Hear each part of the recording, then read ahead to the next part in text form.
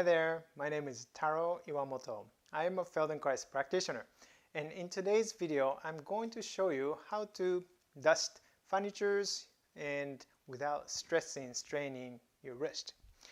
And this is a request that I received from one of my viewers, and I'm just asking if I can show her how to dust and with injured wrist. So how do you do that? So I do use the Feldenkrais and the martial arts movement principles and apply it to almost anything that I do. Cleaning. Easily you can use the movement principles from martial arts and the Feldenkrais. So one of the principles is using the whole body and to move and to distribute the stress from one small area to pretty much the whole body.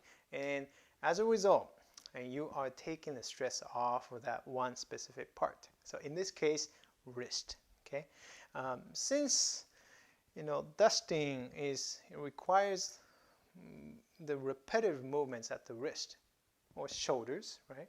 You can do that. But when this becomes a problem, then what do you do? And you kind of look at the whole body movements, right? Whole body movements, and then how to do that. It may seem a little bit awkward and strange, and probably not the way that you do, but so what?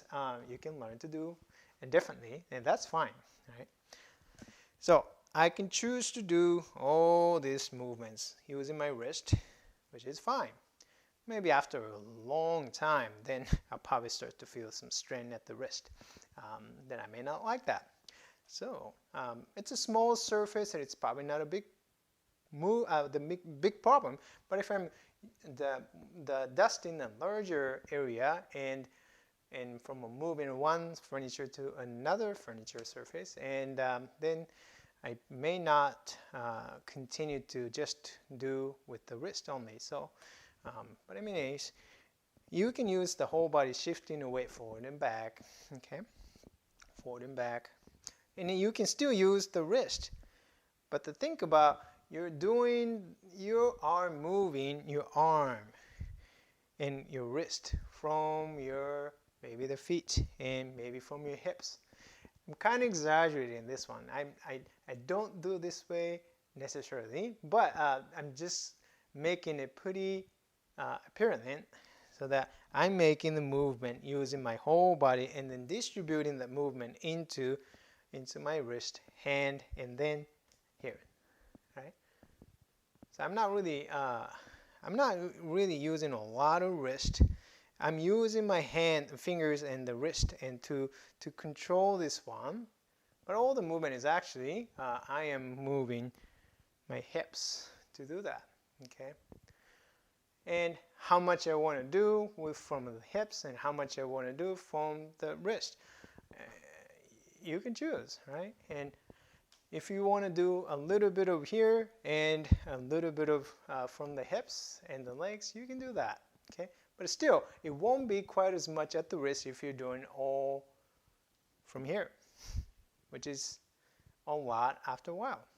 So that's how we do it. It doesn't matter how low the surface is and how high. I mean, if you're doing it up in the higher surface, you can still use the same principle. So you're reaching up, and then you can move forward and back and forward and back. And so, and I do pay attention how hard I am gripping, because when you hold it really tight and squeeze it, and then it really increases the stress here. So I'll try to remind myself in a soft hand, okay? And just watch your hand, okay? You want to have this quality. You don't want to be death gripping, okay? Keep your hand soft because it's not that heavy, okay? So I can just lightly hold it, okay? And without changing the pressure here, then I can control it from here, okay? I use this part, my hand and the wrist, to fine tune and okay? So it's a fine motor control, but it's not the big movements, okay? So the big movements I can do from the hips. Even in the sitting, I can do that, okay? This surface, or reaching forward and go side to side, forward and back. So my tip would be pay attention how you use your whole body and how you shift your weight, transfer the weight from one leg to the another leg. And second thing I'll do pay attention is your grip. And loosely, you're holding onto this, okay? And without squeezing, keep your hand soft. And then allow that force and to transfer into the arm and into this without increasing the effort here. You can still use it, but you don't really have to use it a lot. Just enough to keep it in your hand. Keep this in your hand. That's it. All right. So that's it. If you have any specific questions regarding cleaning and any other household activities, and that will give you problems, and let me know and write them in the comment section, and I can maybe address it in another video. All right.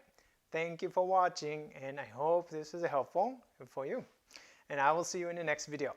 And bye-bye.